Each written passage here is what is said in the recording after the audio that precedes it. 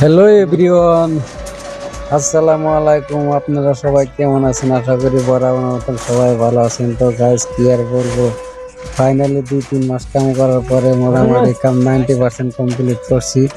আর মোটামুটি 2-3 দিন কাম করলে মোটামুটি কাম শেষ হবে। তো গাইস এই রোদের মধ্যে আর পড়তে মারা পৃথিবীতে একদম জীবনটাই শেষ। কি আর বলবো, দুঃখের কপাল।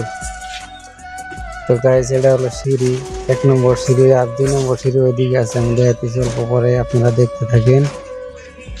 তো গাইস এই ওরা বান্ধিতেছে, এই যে মাদারসদ ভাই না, ট্রাকটা কিরা মাকসুদে ভাই না। তো গাইস এটা হলো 2 নম্বর সিঁড়ি। তো বান্ধা কে হয়েছে অবশ্যই কমেন্ট করে জানিয়ে দিবেন। তো আমার কাছে তো ভালো হয়েছে, আমি নিজে করছি ওই জন্য ভালো হয়েছে। অন্যজনে করলে খারাপ কম।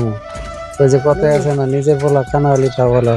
তো গায়ের সামনে একটা এই যে সুপারি গাছ দেখতেছেন, কালকে এনে বসে বসে কাম করা নিয়েছি। শালার সুপারি গাছ আর জায়গা পানা এসে আমার ঘুরে করা নিয়েছিল।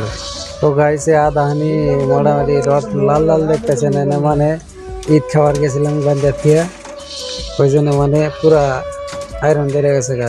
মামুর খাইছে, মামুরে ধরছে, আমাকে মামুরে খাইছে। তো গাইস কি আর বলবো, গরিব হয়ে জন্ম নিয়েছি না রে, খেলার রোদ বৃষ্টি নেই, কাম করা লাগে।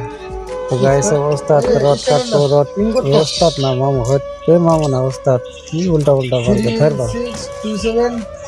তো গাইস যাই হোক, এটা হলো মামু, আমার নিজের মামু। ওস্তাদ করে কই মামু লিখিব যাইরার পাশা ঠেঙ্গে দে। তো গাইছে রোদের মধ্যে কাম করে করে দেন, একদম চেহারাটা একদম গুদ মেরে হালা দিছি। কি আর বলবো গাইস, এই যে সুপারি গাছ, সত্যি মারা, আমি সুপারি গাছ আমার হয়ে পড়ানো।